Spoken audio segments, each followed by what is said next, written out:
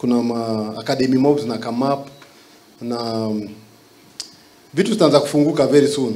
Tutakuwa na wachezaji wengi. Tuna academy pia sisi inafunguliwa soon, so vitu zitafunguka, ma scouts watakuwa wengi.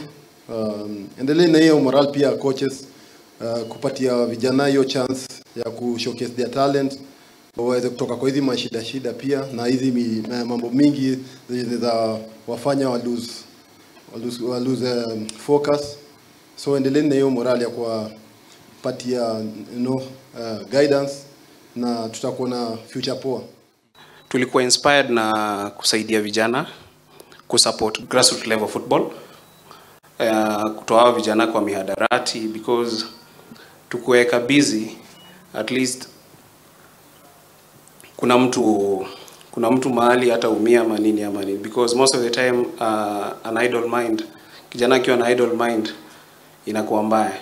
So through this initiative ya 82 Sports tuliweza ku organize tournament within Nairobi kusaidia vijana.